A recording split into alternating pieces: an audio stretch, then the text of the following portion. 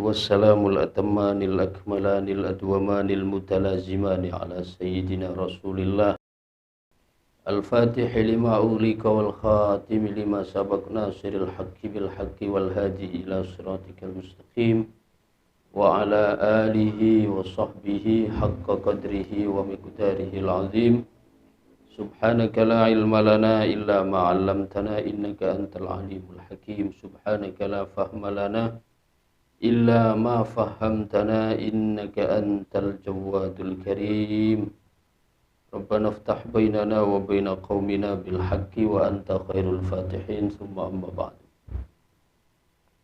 Alhamdulillah, pada kesempatan pagi ini kita bisa kembali hadir dalam kegiatan mingguan yaitu Majelis Shalah 'alan Nabi, kemudian dilanjutkan dengan kajian tafsir Qalbul Quran yang alhamdulillah pada kesempatan pagi ini kita mendapatkan kehormatan sehingga majelis ini semakin mendapatkan barokah dengan kehadiran para ikhwanina fillah dari jamaah tabligh. Mudah-mudahan semakin menambah keberkahan majelis kita ini, amin.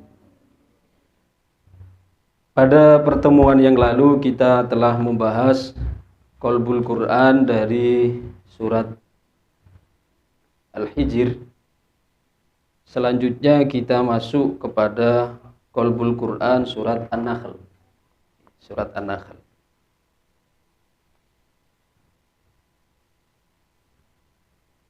Mudah-mudahan ini menjadi sebuah isyarat majelis kita akan seperti lebah. Nahl itu kan lebah. Jadi insya Allah kehadiran jenengan di majelis ini akan menjadi lebah yang akan memberikan kesehatan, yang akan memberikan semangat kita dalam ibadah kepada Allah Subhanahu wa ta'ala. Dalam surat An-Nahl, Qalbul Qurannya terletak pada ayat yang ke-22. Ayat yang ke-22. Coba Pak Sofi dibaca. Ayat 22.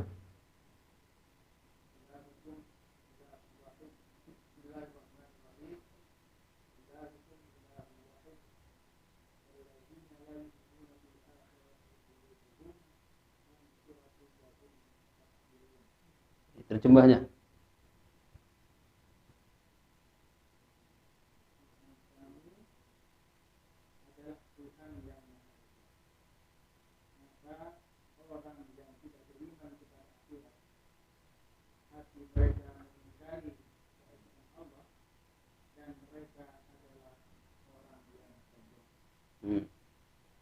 Ilahukum ilahu wahid falladzina la yu'minuna bil akhirati qulubuhum munkiratu wa hum mustakbirun. Tuhan kalian adalah Tuhan yang esa, wahid, Tuhan yang tunggal. Falladzina la yu'minuna bil akhirah, orang-orang yang tidak beriman dengan akhirat, qulubuhum munkiratun, hati mereka ingkar, wa hum mustakbirun, dan mereka adalah orang-orang yang sombong. Sering Al-Fakir sampaikan bahwa iman itu bukan hanya bermakna percaya atau yakin. Karena jika iman itu hanya kita maknai sebagai percaya dengan yakin, maka iblis juga percaya dan yakin. Coba saya nanya, iblis percaya enggak adanya Allah? Sangat percaya. Yakin enggak adanya Allah? Sangat percaya. Tapi apakah iblis beriman dengan Allah? Tidak. Bahkan Quran menyebutkan aba wastakbara wa kana minal kafirin. Iblis itu menolak, bahkan dia wakana, karena itu bahasa Arabnya ada fi'il madhi. Wakana minal kafirin, dia dari dulu berarti sudah tercatat sebagai orang yang kafir. Mengapa iblis kok tercatat sebagai orang kafir padahal dia percaya dengan Allah? Sangat percaya. Yakin dengan Allah? Sangat yakin. Tapi mengapa dikatakan wakana minal kafirin? Karena iblis itu walaupun percaya dan yakin, dia tidak sampai kepada tataran cinta. Karena makna iman, sering Al-Fakir ulang-ulang, itu ada 3 lapis. Lapis terluar yaitu percaya, kemudian tingkatan kedua yaitu yakin, lapis ketiga yaitu cinta. Percaya, yakin, cinta. Nah, yang paling tinggi itu cinta. Maka dalam Al-Baqarah 165, coba Pak Sofi, Al-Baqarah 165 ini membuktikan bahwa bagaimana iman itu yang tertinggi itu bukan hanya percaya, yakin, tapi cinta. Al-Baqarah 165. Walladzina amanu, coba. 165.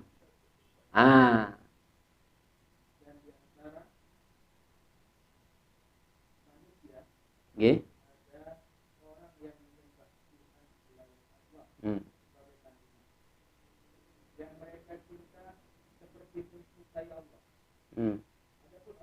Yang beriman sangat amat besar cintanya kepada Allah. Ya, wa minan nasi may yattakhidhu min dunillahi andadai yuhibbunahum ka hubbillah walladzina amanu asyaddu hubban lillah. Dan orang yang beriman itu sangat amat besar cintanya kepada Allah. Jadi iman di situ bukan hanya percaya, yakin, tapi cinta. Ini yang tidak dimiliki oleh iblis. Makanya mengapa iblis tidak dikatakan beriman walaupun dia percaya dengan Allah, yakin dengan Allah, tapi karena dia tidak ada cinta kepada Allah. Sedangkan seorang pecinta apa buktinya? Wal muhibbu lima yuhibbu muti'u. Wal muhibbu lima yuhibbu muti'u. Seorang pecinta terhadap orang yang dicinta, dia akan mentaati. Ketika Allah memerintahkan kepada iblis, kepada semua makhluk, malaikat, dan termasuk iblis di dalamnya, diperintahkan untuk sujud, dia menolak. Kalau memang dia beriman, sikap orang yang beriman, cinta, tentu dia akan mengikuti apa yang diperintahkan oleh kekasihnya. Tapi di sini iblis dia tidak mau. Ya. Bahkan dia berargumen, apa katanya? Khalaqtani min narin wa khalaqtahu min tin. Engkau menciptakan aku dari api, sedangkan engkau menciptakan Adam dari tanah. Dia sudah mulai menunjukkan pembangkangannya. Nah, dari 3 lapis makna iman ini, percaya, yakin, dan cinta, kalau kita terapkan di dalam rukun iman yang 6, ini semua berlaku ini. Iman kepada Allah, maknanya percaya kepada Allah, yakin pada Allah, mencintai Allah. Penerapan cinta kepada Allah dengan apa? Yaitu dengan takwa, menjalankan semua perintah, menjauhi larangan. Ini makna takwa yang paling dasar ini. Ya, menjalankan perintah, menjauhi larangan. Tapi Imam Ghazali itu memiliki definisi yang unik dalam takwa ini. Kalau definisi yang umum tadi, menjalankan perintah, menjauhi larangan, tapi definisi yang khusus yang disampaikan oleh Imam Ghazali, takwa adalah tidak menghendaki maksiat dan tidak mengakui taat dan tidak menghendaki maksiat. Definisi yang cukup mendalam yang disampaikan oleh Hujjatul Islam Abu Hamid Muhammad bin Muhammad Al-Ghazali. Tidak mengakui taat. Maksudnya apa tidak mengakui taat? Di dalam melakukan ketaatan dia melihat sebagai minnatullah. Dia menyaksikan di dalam taatnya itu adalah anugerah dari Allah. Allah yang memberikan taufik, memberikan kekuatan. Karena seandainya Allah tidak memberikan kekuatan, maka kita tidak akan dapat untuk menunaikan. Maka Rasul kan beliau bersabda dalam satu doanya, Allahumma inni a'udzubika minal ajzi wal kasal. Apa bedanya ajzun dengan kasal? Yaitu kajian di Kuala Baru saya sampaikan, kalau ajzun itu adalah fisik lemah, tapi ada kemauan. Namanya ajiz. Sedangkan kalau kasal, fisik kuat tapi tidak ada keinginan. Ya. Perbedaan antara ajizun dengan kasal. Maka Rasul berlindung dari dua ini. Allahumma inni a'udzubika minal ajzi wal kasal. Ya Allah, hamba berlindung kepadamu dari ajiz, dari lemah. Lemah maknanya apa? Fisik tidak punya kekuatan, tapi hati ada keinginan untuk melakukan taat. Sedangkan kalau kasal, apa? Hati ada keinginan, fisik, kasal? Fisik ada kekuatan, tapi hati tidak ada kemauan. Kembali lagi. Cinta pada Allah, artinya percaya pada Allah, yakin pada Allah, mencintai Allah. Cinta pada Allah terbentuk dalam menjalankan perintah, menjauhi larangan dalam definisi umum. Sedangkan dalam definisi khusus, Imam Ghazali menyebutkan takwa adalah tidak mengakui taat ketika taat tidak diakui. Sedangkan juga tidak menginginkan maksiat. Kalau kita kan beda, maksiat memang direncanakan. Ya, bahkan diagendakan. Ini bukti cinta pada Allah. Kemudian yang kedua, iman kepada malaikat. 3 lapis ini juga berlaku. Berarti apa? Percaya pada malaikat. Kemudian meyakini malaikat. Dan mencintai malaikat. Terus aplikasinya, penerapannya mencintai malaikat seperti apa? Yaitu menjadikan malaikat sebagai model ibadah. Ya, kalau malaikat disebutkan oleh Allah, la ya'sunallaha ma amarahum wa yaf'aluna ma yu'marun. Ya, selalu taat, tidak pernah maksiat. Maka kita menjadikan mereka sebagai model di dalam ibadah. Maka kita dilatih dengan puasa. Kalau malaikat tidak makan, tidak minum, kita ketika puasa ngurangi makan, ngurangi minum. Ya, kalau malaikat tidak tidur, kita disuruh mengurangi tidur, ada qiyamul lail dan sebagainya. Kemudian kalau malaikat tidak berbicara kecuali zikir, maka kita dianjurkan untuk mengurangi pembicaraan kecuali zikir. Ini kan litashabbuh bil malaikah, untuk menyerupai atau mencontoh malaikat. Ini secara singkat saya sampaikan. Kemudian yang ketiga, iman kepada Allah sudah, iman kepada malaikat, iman kepada kitab. 3 lapis makna keimanan itu berlaku. Berarti apa? Percaya pada kitab, yakin pada kitab, dan cinta terhadap kitab. Nah, sekarang penerapannya bagaimana cinta terhadap kitab? Cinta terhadap kitab penerapannya adalah an-na'mala bimuqtadul kitab. Dengan kita beramal, menerapkan, berbuat sesuai dengan tuntunan Alkitab, itu adalah merupakan bentuk cinta terhadap kitab. Sudah, amantu billah, sudah, malaikatihi wa kutubihi. Yang keempat, wa rusulihi. Iman kepada Rasul, maknanya percaya pada Rasul, yakin pada Rasul, mencintai Rasul. Bagaimana penerapannya? Mencintai Rasul, menjadikan Rasul sebagai uswah, menjadikan Rasul sebagai teladan. Sudah, kemudian yang kelima. Apa yang kelima di rukun iman? Sulihi wal yaumil akhiri. Ya. Beriman kepada hari akhir. Maknanya apa? Percaya pada hari akhir. Yakin pada hari akhir. Cinta pada hari akhir. Terus aplikasinya, penerapannya cinta terhadap hari akhir bagaimana? Yaitu al-isti'dad liyaumil ma'ad. Kita mempersiapkan diri, beramal untuk persiapan menghadapi hari kiamat. Itu adalah bukti terhadap cinta pada hari akhir. Terakhir sekarang yang keenam, iman pada qadha dan qadar. Qadha dan qadar. Sama juga berlaku 3 lapis ini.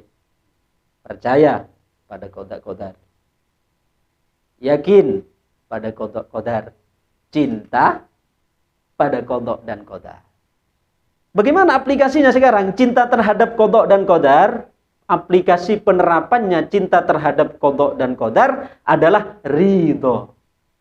Ya, ridho menerima ketetapan Allah Subhanahu wa ta'ala. Ini dari kita ambil tadi walladzina amanu asyaddu hubban lillah. Orang yang beriman itu sangat amat cintanya pada Allah. Jadi iman tidak cukup sekedar percaya dan yakin, tapi juga bermakna cinta. Karena jika iman hanya bermakna percaya dan yakin, iblis pun dia bahkan bisa lebih percaya, lebih yakin dari kita. Pernah beraudiensi dengan Allah, pernah jadi juru kunci surga, pernah jadi komandan para malaikat. Bagaimana tidak akan yakin, tidak akan percaya? Tapi satu dia yang tidak punya apa? Cinta ini. Dah. Ilahukum ilahu wahid. Tuhanmu. Qalbul Quran surat An-Nahl ini adalah Tuhan yang satu. Ilah itu berasal dari bahasa Ibrani. Ilah itu berasal dari bahasa Ibrani. Asalnya dari kata Eloi. Ya, jadi kata ilah itu dari bahasa Ibrani, asalnya Eloi. Eloi itu berarti kekasih. Makanya di dalam nama malaikat-malaikat Jibril, Mikail, Israfil, Israil, kan il semua itu. Ya. Il itu artinya kekasih. Yang diambil dari kata ilahi.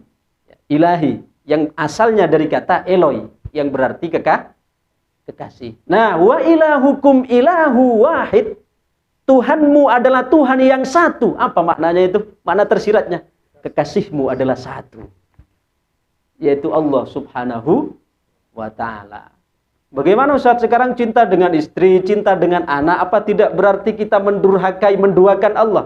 Kalau kita benar di dalam cara memandangnya, cinta terhadap sesama itu adalah sebagai pantulan cinta kepada Al-Wahid. Cinta terhadap Al-Wahid. Wa ilahukum ilahu wahid. Allah itu satu, tunggal. Tunggal dalam apanya? Baik pada zatnya, pada sifatnya, pada af'alnya. Apa yang dimaksud Allah tunggal pada zatnya? Ay yakni anna dzatahu la yatajazza minal asya'. Bahwa zat Allah itu tidak terdiri dari partikel-partikel bagian. Kalau kita, walaupun abror, satu ini, tapi satunya saya, ini ada bagian-bagiannya, ada tangan, ada kepala, ada telinga, ada kaki. Maknanya satunya saya itu yatarokkabu minal asya, tersusun dari berbagai macam elemen. HP contoh, HP ini satu, tapi tersusun dari berbagai elemen. Ada casing, ada keyboard, ada apa? Ada baterai, ya, dan seterusnya. Jadi walaupun satu, tapi tersusun oleh partikel-partikel yang lain. Tapi Allah, zat Allah wahid, zat Allah itu satu, la yatajazza'u minal asya', tidak tersusun oleh apapun. Tidak tersusun oleh apapun. Kemudian sifat. Sifat Allah juga begitu. Sifat Allah itu tidak dimiliki oleh siapapun dan apapun. Makanya kalau orang paham tentang ini, tentang wa ilahukum ilahu wahid, sebenarnya akan menjadi orang yang rileks di dalam menyikapi kehidupan. Karena akan menjadi orang yang muwahhid. Apa muwahhid? Orang yang mentauhidkan Allah. Karena kata Rasul, inna tauhida shifaun min kulli da'. Karena tauhid itu adalah obat bagi semua penyakit.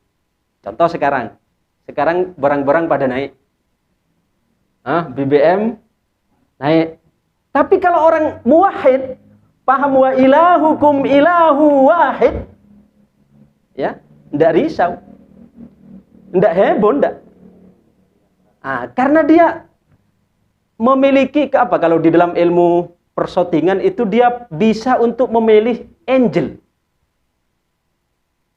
Coba kalau kita mau foto untuk mengambil background yang bagus, misalnya kita mau foto di Selayar, ya, ketika sunset, sunset, kan sering ketika foto itu seolah-olah pegang matahari, ya, atau kita memegang bulan, atau kita memegang gunung. Coba sekarang pertanyaannya, apa untuk memegang gunung, atau memegang bulan, atau memegang matahari, itu yang harus kita perintahkan untuk berubah gunungnya, bulannya, ataukah yang memegang kameranya? Yang memegang kameranya. Semakin bagus orang yang tukang kameranya, maka hasilnya juga akan semakin maksimal. Kameramennya semakin tahu untuk mencari dari posisi mana yang bagus, posisi. Bahkan kadang motretnya sama, ya. Objek yang difoto sama, tapi hasilnya kok beda, yang satu bagus. Kalau saya belas enggak tahu. Selalu tanyakan, selalu tidak pernah maksimal. Karena memang tidak bisa untuk maksimal di dalam, tidak ahli di dalam mengambil angel. Nah, Demikian juga di dalam memotret kehidupan ini, sebenarnya tergantung kita sebagai kameramennya. Kameramen kehidupan ini kita nih, dari arah mana kita memotretnya? Kenaikan BBM, kalau kita bukan seorang kameramen yang handal, wah, jelek hasilnya. Tapi kalau yang memotret itu orang yang beriman. Bukankah saya pernah menyampaikan dalam beberapa majelis yang lalu bahwa dalam pepatah yang mengatakan segala sesuatu akan indah pada waktunya. Ungkapan ini saya sepakat kalau hanya sekedar untuk motivasi. Tapi untuk kita yang sudah ngaji bab ruhani, bab rasa ini, nampaknya ini perlu kita revisi.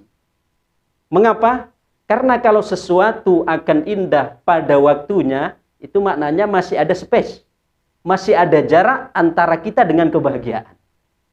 Sedangkan orang mukmin oleh Allah, oleh Rasul disebutkan ajaban li amril mukmin. Sungguh mengherankan keadaan orang mukmin. Semua keadaannya itu baik. Jika dia ditimpa kebaikan, syakar. Wa dzalika khairullah. Ditimpa nikmat dia syukur, itu baik baginya. Dan ketika wa in asobat husarra, ketika ditimpa oleh keburukan, sabar. Wa dzalika khairullah, dan itu baik baginya. Berarti yang lebih tepat untuk orang yang beriman, bukan semua akan indah pada waktunya, tapi semua akan selalu indah dalam setiap waktunya. Ini kenapa? Karena dia mampu untuk memotret dengan dengan sempurna. Naik harga BBM. Orang yang beriman tidak kaget. Namanya saja BBM. Bahasa Jawanya apa? Bolak-balik munda. BBM bolak-balik munda. Ya naik, saya tidak pernah turun. Tapi kita di sini sebagai orang yang beriman, coba sedikit mencari, memotret dengan potretan yang maksimal. Agar kita menemukan hasil juga yang maksimal. Karena begini, saya masih menangi harga BBM 1.500, masih ingat saya, 1 liter masih 1.500. Kemudian naik 3.000, naik 6.000, naik 8.000, naik 10, naik 12.500. Coba bro. Yang saya menangi saja nggih, dari 1.500 ke 3.000, ke 6.000, ke 8.000, ke 10.000, ke 12.500. 6 kali fase. Nggih, 6 kali. Yang saya ingat ini, enggak tahu kalau Pak Jam-Jam atau Pak Didin insyaallah sebelumnya masih menangi 1.000 atau mungkin 500, insyaallah masih menangi. Artinya seusia saya yang semuda ini sudah menangi 6 kali kenaikan. Setiap kali BBM naik, ya seperti lagu lama lah. Artinya pasti kita heboh. Kita menjadi galau dan sebagainya. Tapi coba kita renungkan. Sedikit kita berpikir jernih. Walaupun dari dulu BBM itu tidak pernah turun, tapi selalu naik. Tapi kita lihat kendaraan semakin banyak atau semakin sedikit?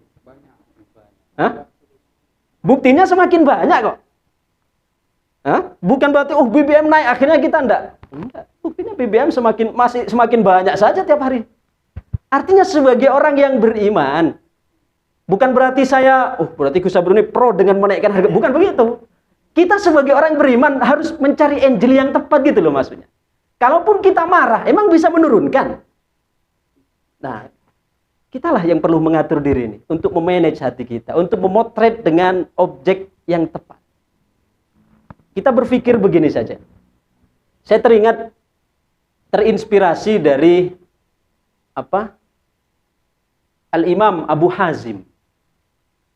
Al-Imam Abu Hazim, beliau suatu ketika didatangi oleh tamu. Dia mengatakan, "Ya Abu Hazim, ama arafta annal as'ar qad irtafa'at?" Wahai Abu Hazim, apa panjenengan, apa sampean tidak tahu kalau harga-harga pada melambung? Apa kata Imam Abu Hazim? Coba, karena beliau adalah orang yang sebagai kameramen yang memotret dengan benar. Apa beliau meresponnya? Beliau meresponnya apa? La yahummuni dzalik. Falladzi razaqani inda rakhisil as'ar huwallazi yarzuquni inda ghalaiha. Aku tidak peduli mahal atau murah. Karena Tuhanku yang memberiku rizki pada saat murah, itu juga Tuhanku yang akan memberiku rizki pada saat mahal. Sudah coba indahnya. Karena dia apa? Memotret dengan kacamata, memotret dengan kamera yang benar. Bahkan ada seorang A'rabi, ya. Seorang A'rabi ini suatu ketika ya disampaikan oleh temannya, kamu tidak dengar tak? Barang-barang pada naik. Harga satu roti, ya, kit'atum minal khubus tusawi dinaron. Satu potong roti itu seharga 1 dinar. 1 dinar 1 uang emas. Apa kata A'rabi ini? Dengan santainya dia mengatakan, la ubali bidzalik. Hatta walau kana habba sya'irin bidinar a'budullaha kama amaroni wa huwa yarzuquni kama wa'adani. Ya. Apa jawabannya kalau diterjemah? Aku tidak peduli walaupun satu roti itu harganya 1 dinar. Bahkan seandainya sebutir gandum itu seharga 1 dinar, itu aku akan tetap beribadah seperti yang Allah perintahkan, dan dia akan memberiku rizki sebagaimana yang dia janjikan. Udah coba karena rizkinya yang menyesuaikan. Ini. Coba saya kasih pandangan yang lebih luas lagi. Kita yang sekarang duduk di majelis ini mengalami perjalanan hidup yang sama. Sama-sama pernah menjadi janin. Sama-sama pernah menyusu. Sekarang sama-sama makan nasi. Dan nanti juga akan sama-sama mati. Dan mudah-mudahan juga sama-sama husnul khotimah. Sama-sama pernah jadi janin, sama-sama pernah nyusu, sama-sama makan nasi, sama-sama akan mati. Coba kita renungkan ini supaya kita punya paradigma berpikir yang cerdas. Pada saat kita ada di kandungan, kita sebagai janin, sumber makanannya apa? Darah. Sumber makanannya darah dengan satu pintu, yaitu melalui plasenta. Siapa yang menolong kita di situ? Ada campur tangan dari kok sekarang mahal harga BBM, sudah protes di sini. Tempatnya sempit. Tapi buktinya kita hidup 9 bulan. Tanpa pernah protes ini ketika masih di dalam kandungan. Bayi lahir ke dunia, dipotong. Plasentanya dipotong. Maknanya apa? Jalan rizkinya kan dipotong. Tapi ketika Allah memotong jalan rizkinya pada saat ada di alam kandungan, lahir ke dunia, walaupun dipotong jalan rizkinya ketika dalam kandungan, yaitu ari-ari, plasenta ini, tapi Allah ganti dengan 2 jalan. Yaitu apa? 2 susu ibu.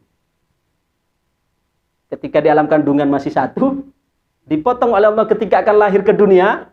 Kalau sekarang subsidinya dipotong lah. Ya. Lahir ke dunia, malah dikasih 2 air susu ibu. 2 tahun menyusu, disapih. Kan dipotong lagi nih. Dipotong, bukan dipotong susunya. Ya. Artinya disapih. Ya.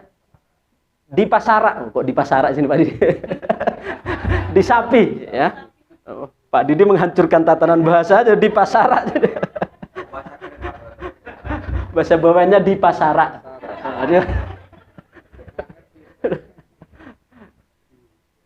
Ya, setelah disapih, rizkinya untuk menyusukan dipotong sudah.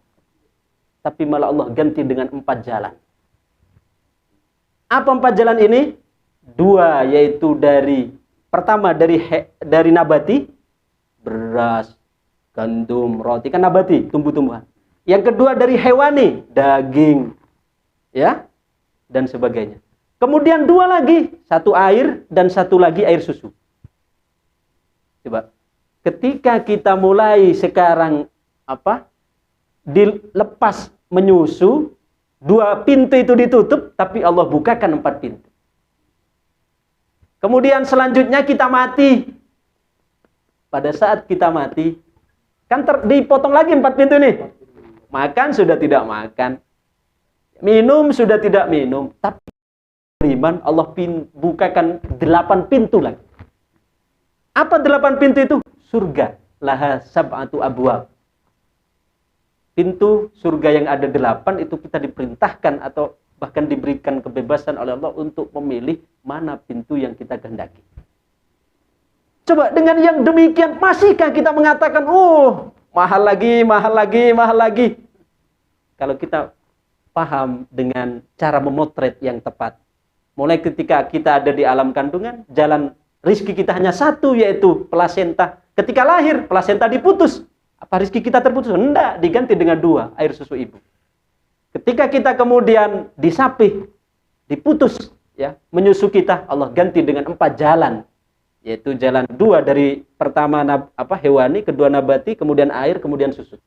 Kemudian kita mati, dipotong 4 jalan ini, tapi Allah ganti dengan 8 jalan. Lebih lagi. 8 jalan yaitu pintu surga yang diperintahkan untuk memilih sesuai dengan yang kita inginkan. Ini kalau orang yang beriman. Maka itu tadi, bagi orang mukmin tidak kurang tepat jika kita katakan semua akan indah pada waktunya. Tapi semua akan selalu indah dalam setiap waktunya. Indah di sini bukan berarti kita akan selalu hidup dengan tanpa ada masalah loh. Tetap.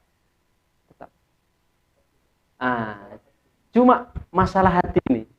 Di dalam menyikapi, seperti kita hujan nih. Kita hujan pakai payung. Ketika kita pakai payung kan bukan berarti menolak hujan. Hujan tetap turun, tapi kita tetap bisa berlalu di situ. Itu gambarannya. Karena selalu saya sampaikan bahwa syukur itu bukan berarti hidup kita selalu dalam baik-baik saja, bukan. Bukan tanpa problem, bukan. Tapi dengan keyakinan yang terpatri di dalam hati bahwa setiap proses kehidupan yang kita jalani itu selalu ada kebaikannya. Nah ini. Jadi indah ketika menjadi orang yang beriman. Ilahukum ilahun wahid. Tuhanmu adalah Tuhan yang satu. Yang memberi rizki kita ketika murah, barang-barang murah, dia juga yang akan memberi rizki kita pada saat barang-barang mahal.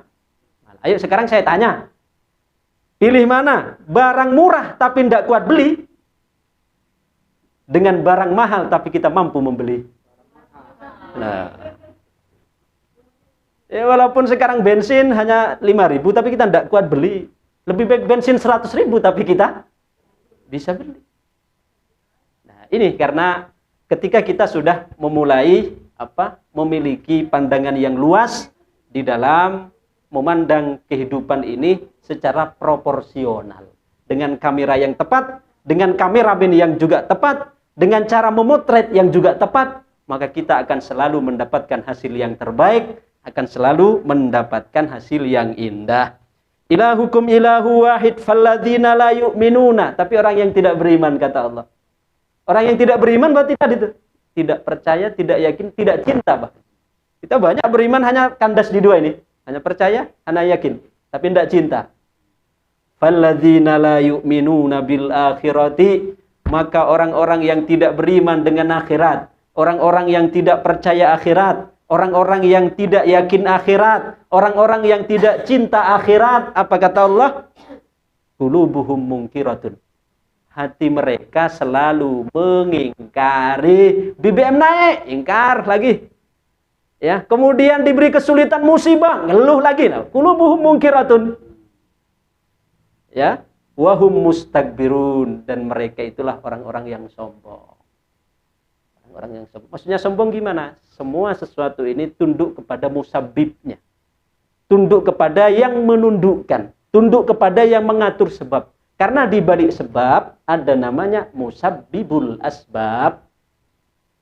Ya, di balik sebab ada namanya musabbibul.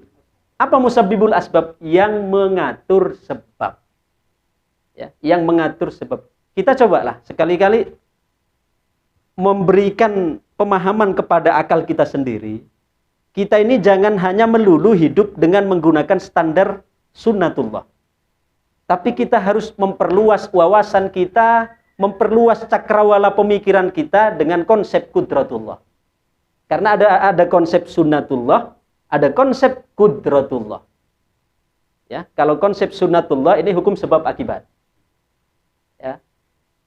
Atau kalau dalam bahasa ekonomi ada namanya hukum kausalitas. Ketika satu barang naik, maka yang lain ikut melambung. Hukum kausalitas. Hukum sebab akibat. Ini namanya hukum sunnatullah. Tapi kita sebagai orang yang beriman, jangan hanya kandas pada tataran hukum sunnatullah, tapi kita juga harus memahami bahwa di balik hukum sunnatullah itu ada namanya hukum kudratullah. Apa hukum kudratullah? Sesuatu yang tidak mungkin bagi akal, tidak mustahil bagi Allah. Ini kaidah. Sesuatu yang tidak mungkin bagi akal, tidak mustahil bagi Allah. Nah, orang mukmin harus sampai ke sana, jangan hanya di sunnatullah saja. Ya, jangan hanya hukum sunnatullah.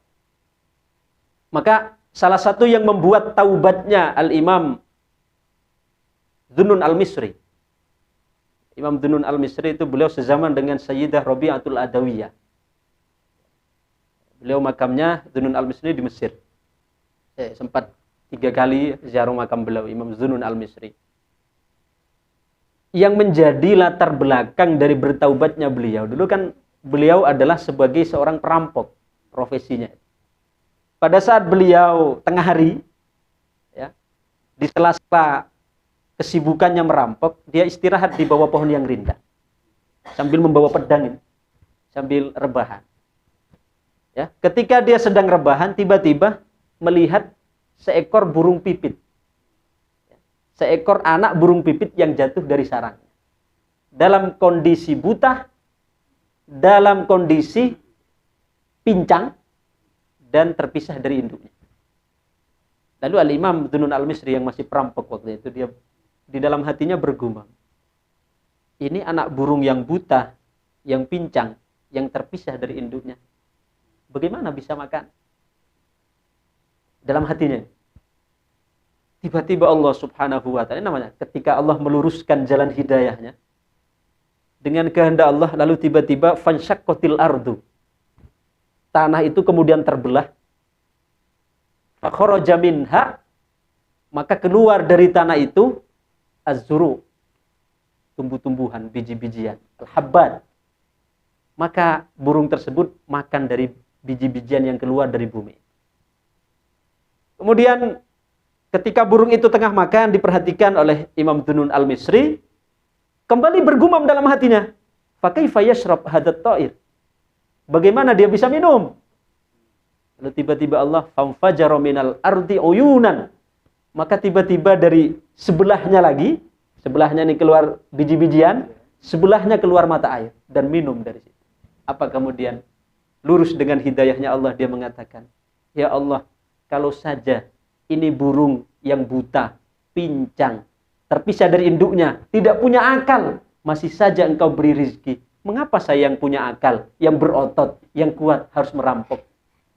Maka kemudian pedangnya itu beliau patahkan dan beliau buang, beliau sampaikan kepada anak buahnya, mulai saat ini engkau saksikan, kalau engkau ingin bersamaku, silahkan ikuti langkahku, tapi jika engkau masih tetap bersikeras dengan jalan ini, silahkan. Tapi aku mulai hari ini, tubtu ilallah, aku tobat kepada Allah, pergi ke Mekah, haji, kemudian pulang menjadi salah satu min kibaril auliya, menjadi salah satu pembesar para wali. Taubatnya gara-gara seekor burung yang buta dan pincang terpisah dari induknya.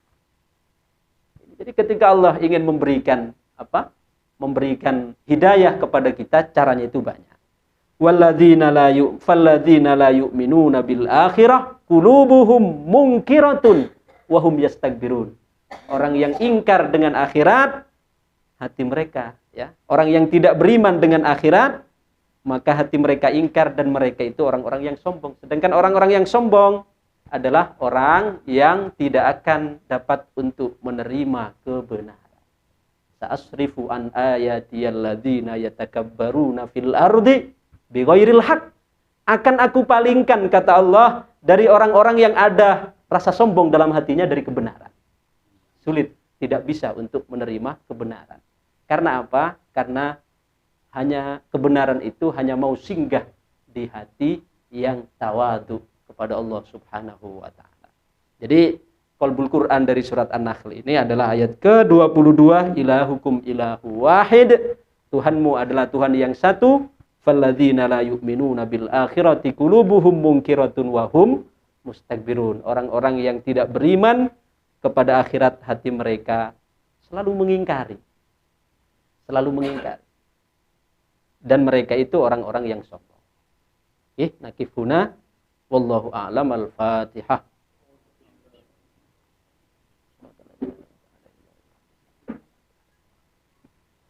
Yuk, Mas, kalakan laptop.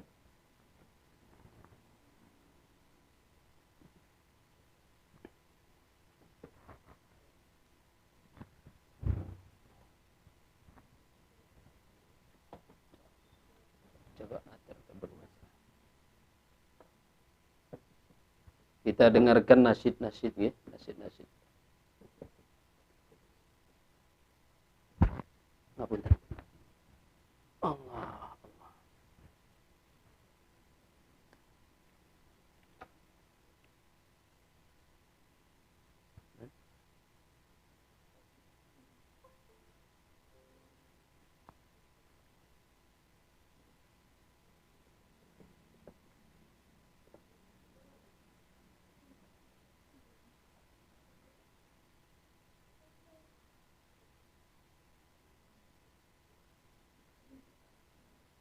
Aing Mas.